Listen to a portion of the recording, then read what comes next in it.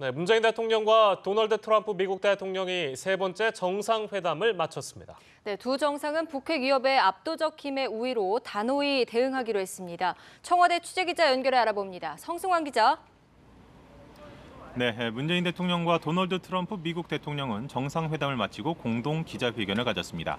이 자리에서 문 대통령은 한미동맹의 굳건함에 대해서 허심탄회한 대화를 나눴다, 이같이 평가를 했습니다.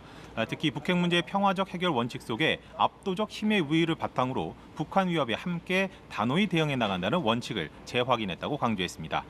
먼저 미국 전략자산에 대한 한반도와 인근 지역의 순환 배치를 확대 강화하고 한국의 자체 방위력 증강을 위한 협력을 전례 없는 수준으로 추진해 나가기로 했습니다.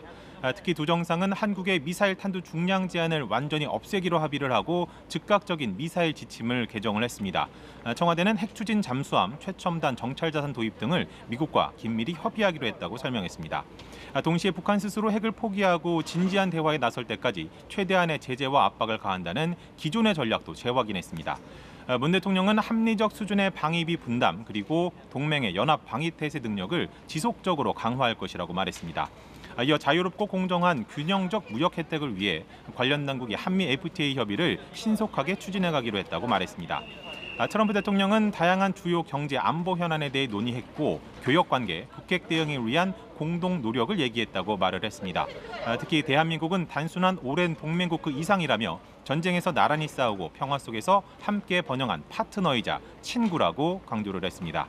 이어 북핵과 미사일은 한국뿐 아니라 전 세계 모든 이들에게 끔찍한 위협이라며 한미는 함께 북한 독재자가 수백만의 무고한 인명을 위협하지 못하게 할 것이라고 말했습니다.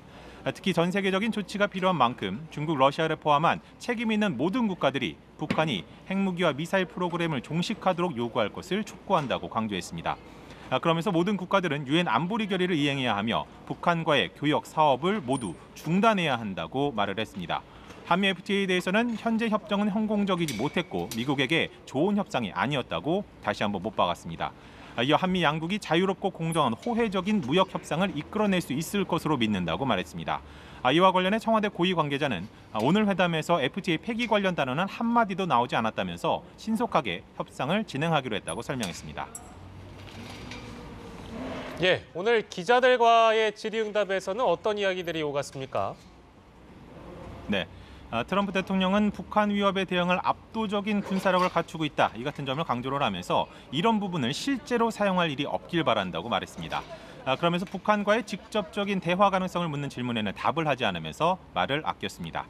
이어 미국은 전 세계에서 가장 강력한 군사 자산을 갖고 있다면서 한국에서 수십억 달러에 달하는 미국 무기들을 구매하기로 했다고 말했습니다. 이른바 코리아 패싱 우려에 대해 트럼프 대통령은 한국은 매우 중요한 국가이기 때문에 한국을 건너뛰는 일은 없다, 이같이 강조를 했습니다. 문 대통령은 미국과 중국 사이에서 균형 외교를 하겠다는 것이 아니라는 점을 분명히 했습니다. 북핵 해결과 한반도 평화체제 구축을 위해 한국 외교의 지평을 넓히겠다는 것이 균형 외교다, 이같이 설명을 했습니다. 이후 양국 정상은 부부 동반으로 청와대 영빈관에서 만찬을 함께합니다. 한미 양국에서 정계, 재계 그리고 문화계 인사 등 120여 명이 만찬을 함께합니다. 지금까지 청와대에서 전해드렸습니다.